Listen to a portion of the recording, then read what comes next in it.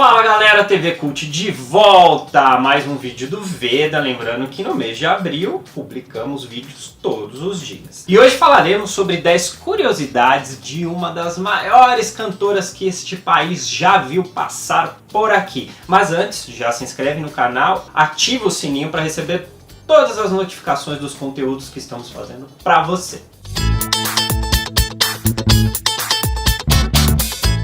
Elis Regina Carvalho Costa nasceu dia 17 de março de 1945, é pisciana. Ela é filha do Romeu Costa e da Erci Carvalho Costa, que eu já tirei uma foto com a Erci, gente. A Elis desembarcou no Rio de Janeiro dia 31 de março de 1964. Data de um dos golpes que o Brasil já enfrentou aqui, né, nessa história da suposta democracia. Toda a carreira da Elis, então, foi construída durante a ditadura, toda a carreira profissional dela. Ela faleceu dia 19 de janeiro de 82, mas sobre essa morte a gente vai falar um pouquinho mais pra frente. E agora vamos puxar um pouquinho a sardinha para o nosso lado, não é? Elis Regina era gaúcha, mas ela declarava abertamente seu amor aqui pela terra da garoa. Uma vez aí perguntada, conversando sobre a questão da contracultura, né, que na época o pessoal independente era o Arrigo Barnabé e o Itamar Assunção, ela declarou o seguinte sobre São Paulo. E desde 1922, quando aconteceu a Semana Moderna, né, aí vai fazer 100 anos já, viu gente? Que o contemporâneo e o moderno era ser paulista, paulistano, né?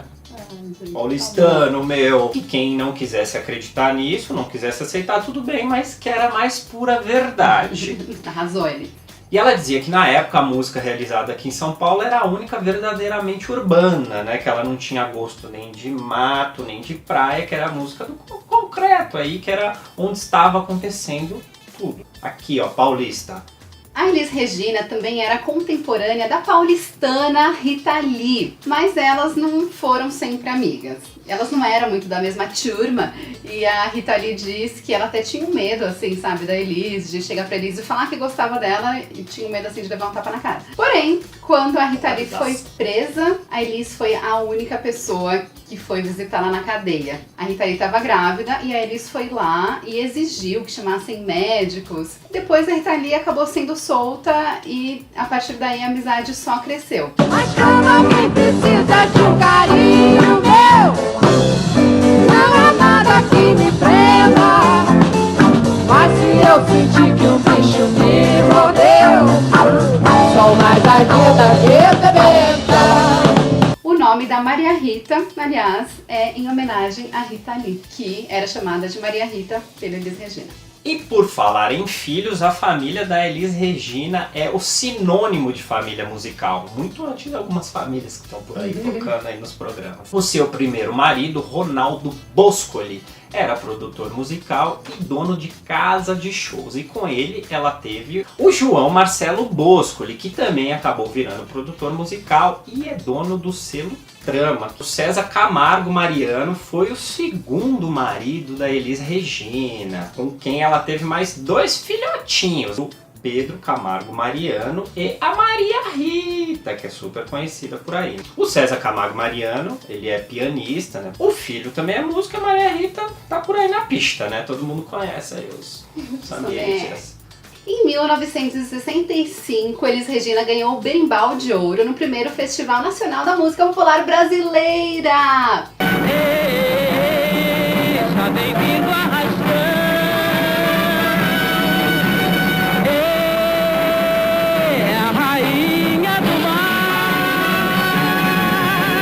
A música foi de autoria do Vinícius de Moraes e do Edu Lobo. Antes da Elis começar a cantar lá, o Vinícius mandou um bilhetinho pra ela falando: arrasta aí, pimentinha! E ela acabou ganhando o berimbau e também 10 milhões de cruzeiros que eram dados aos autores da música. O berimbau de ouro, o Vinícius e o Edu Lobo presentearam a Elis. A Elis também tinha um movimento característico das mãos que o pessoal acabou apelidando de Alice. E outro apelido muito conhecido da Elis é Pimentinha, porque diziam que ela era um pouquinho irritada, Só que o amigo dela, Jair Rodrigues, dizia que Pimentinha era porque ela era muito alegre, muito Feliz. E aí alegrava a vida das pessoas tudo. Tá faltando pimentinhas hoje em dia. Ah, mas eu pensei muito em você, aquela época que eu fui presa, que a gente se sente super sozinho lá dentro, vendo o sol nascer quadrado, aquelas coisas. Aí eu recebi uma cartinha sua, lembra? Você falando que tinha levado seus filhos lá para me verem tudo, então eu fiquei achando, eu falei, poxa, se essa pimenta é uma pimenta muito doce. No dia 8 de abril de 65, um pouco depois dela ganhar o festival, Jair Rodrigues foi convidado para ensaiar um programa com ela que iria ao ar na Record, muito antes do Sr. Edir Macedo. Eles já tinham conversado antes, mas efetivamente seria a primeira vez que se apresentariam together juntos. Após o ensaio, o diretor Walter Silva pediu que os dois fizessem um popurrí de samba. E daí que veio a ideia então do programa O Fino da Bossa. O morro não tem vez, e o que ele fez já foi demais. Toma banho, toma banho. Mas olhem bem vocês, quando derem vez ao morro, toda a cidade vai cantar. O Jair disse que quando ele conheceu Elis, eles juntaram a fome com a vontade de comer. Olha que frase maravilhosa. A relação de trabalho, então, não ficou apenas no programa. Eles gravaram Dois na Bossa, que eles também foram precursores das gravações ao vivo, né? Por mais que dissessem à época que gravação ao vivo não tinha uma qualidade igual, e realmente não tinha, porque era difícil, mas eles queriam captar a energia do público e aí entraram nessa empreitada maluca. O Jair e a Elis então se tornaram grandíssimos amigos de longa data, né? O Jair até dizia assim, olha Elis, você tem os seus defeitos, eu tenho os meus, mas os seus eu tiro porque nós somos amigos. E aí tiveram uma amizade, porque tá difícil a amizade hoje em dia. Jair Rodrigues, Elis Regina e vice-versa, era alegria total. A Elis era muito politizada, assim, sabe, de forma geral. Mas além de ser politizada, ela também tinha consciência de classe. Teve um probleminha aí na década de 70 que o MEC quis colocar álbuns musicais como algo supérfluo. E aí uns artistas, uns músicos fizeram uma caravana para ir lá para Brasília e lutar para que não fosse colocado como supérfluo. Mas eles falavam, quem tem que fazer isso são os donos das gravadoras, que são os que ficam com 90% da venda, e não os artistas que ficam com 10%. É como se a gente lutasse pelos direitos dos patrões. E aí ela resolveu criar a ASIM, que era uma associação de intérpretes e músicos. E aí ela foi, pagou advogado, pagou viagem para Brasília, para que defendesse os direitos dos músicos, porque na época os músicos gravavam e aí deixavam todos os direitos conexos para as gravadoras. Dinheirinhos. Ela acabou bancando isso, só que na hora de registrar, ninguém tinha, 100 cruzeiros para registrar. E aí ela falou, também eu já paguei tudo, né, não vou pagar mais isso. A associação acabou nem existindo. Deixaram ela na mão. A Elis Regina era fã número 1 do Tom Jobim. Ela contou uma vez que quando o conheceu, ela ficou 15 minutos muda. A dupla gravou em Los Angeles, nos Estados Unidos, a terra das grandes oportunidades, dizem por aí, o disco Elis e Tom. E esse disco foi, na verdade, um presente da Philips, né, gravadora à época, pelos 10 anos de contrato com a Elis Regina. O disco foi lançado em 1974 e teve a produção do César Camargo e Mariano e até hoje é considerado um dos principais e melhores álbuns de música brasileira e música mundial do mundo todo. Do universo, planeta Terra, Via Láctea. Durante o processo de gravação, para variar, houve alguns desacordos. A Elis e o César, eles eram um pouco mais jovens que o Tom na época, e eles queriam colocar alguns instrumentos, algumas coisas mais eletrônicas e modernas. E o Tom era um pouco mais conservador e reticente, né? Então eles começaram, opa, não sei se vai dar liga. Mas acabaram resolvendo, graças ao bom Deus, e aí o disco saiu. Pedra, vinho, coco, vinho, Agro, hidro, ida, horte, aço, sol. são as águas de março, Fechando o verão, é a promessa de vida no teu coração. E só como uma última curiosidade, não é da importância deste álbum, ele acabou de cair no vestibular de 2017, né, para quem ingressar na universidade em 2018, na Universidade Federal do Rio Grande do Sul, que fica onde? No Rio Grande do Sul. Que é onde está da Elis Regina. Em 66, o Milton Nascimento participou do Festival Nacional da Música Popular Brasileira. E aí, nos bastidores, ele cruzou com a Elis Regina, de quem ele era muito fã. E aí ele baixou a cabeça, assim, pra não incomodar a Elis, né? A Elis, então, olhou pra ele e falou: mineiro não tem educação, não? Porque aqui, quando é de dia, a gente fala bom dia, quando é de tarde, a gente fala boa tarde, quando é de noite, a gente fala boa noite. Aí, né, o Milton ficou, opa! Deve ter urinado na roupa, né? Ele falou: não, Elis, desculpa que eu não queria te incomodar. Ela: não tem esse negócio de incomodar, não. Olha, você tá convidado a ir à minha casa e cantar aquela música que você cantou na casa da Luísa. O que tinha acontecido? 4 anos antes, o Milton Nascimento foi pela primeira vez numa festa com vários artistas. E aí lá ele cantou uma música, né, todo envergonhado e tal. E a Elis estava lá. Tipo, ele nem tinha conversado com a Elis. Ele tava lembrando de tudo isso, e a Elis, de repente, aí nesse encontro, né, meio inesperado dos bastidores do festival, começou a cantar a música que ele tinha cantado uma única vez na vida. E aí ele ficou espantado. Aí a Elis olhou pra ele e falou: memória, meu caro. Ai, muito maravilhosa. O Milton fala que música pra ele era Elis Regina. Ele escrevia as canções pensando na Elis. E a Elis também dizia que mesmo o Milton não dizendo nada, ela sabia o que ele queria dizer. Saio do trabalho, volto para casa, não lembro de canseira maior, em tudo é o mesmo suor.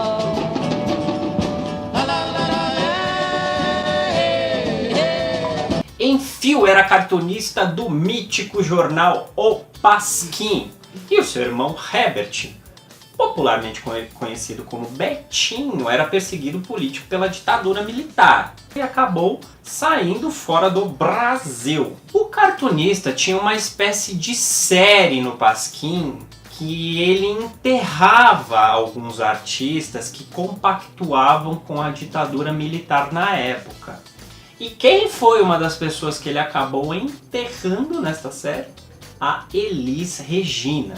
E ele fez isso porque a Elis foi convidada e participou de um comercial e também cantou nas Olimpíadas Militares. Só que ele não sabia de um pequeno detalhe que aconteceu.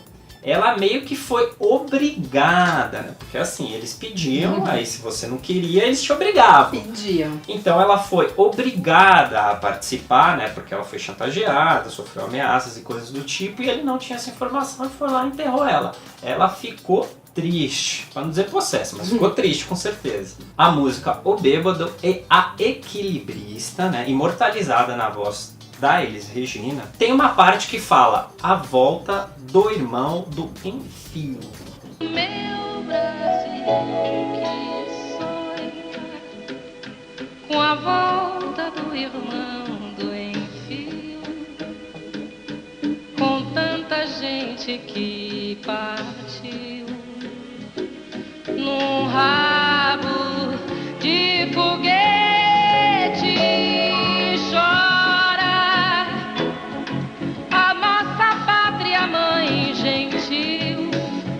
Choram Marias e Clarices no solo do Brasil. A Elis mostrou esse trecho da música pra ele E ele então fez a série em que ele enterrava ressuscitando a Elis. Elis então foi Jesus já no Pasquim. Um pouco tempo depois, né, o Betinho, que estava então no exílio no México, acaba retornando ao Brasil. E essa música foi conhecida como a música da anistia. Que depois disso, vários artistas acabaram retornando aí do exterior. E o Enfio, né, ele acabou comentando um pouco depois que havia 2 pessoas, né, que ele enterrou nessa série que ele havia se arrependido. Porque tem muita gente que diz que não se arrepende de nada, mas eu acho estranho, eu acho que a gente sempre se arrepende de alguma coisa. E no caso dele, ele se arrependeu de ter enterrado na série a Clarice Lispector e a Elis Regina. E agora, para finalizar, a gente acha importante reparar um erro aqui que a mídia causou. A Elis... Mais um. Um dos erros que a mídia causa sempre. A Elis, quando morreu, ficou conhecida como a artista que morreu de overdose, né? Ou uma das artistas que morreram de overdose. Só que não é bem assim. O que acontecia? Nos últimos anos de vida da Elis, ela estava muito sobrecarregada, tanto de trabalho, na vida pessoal também estava um caos.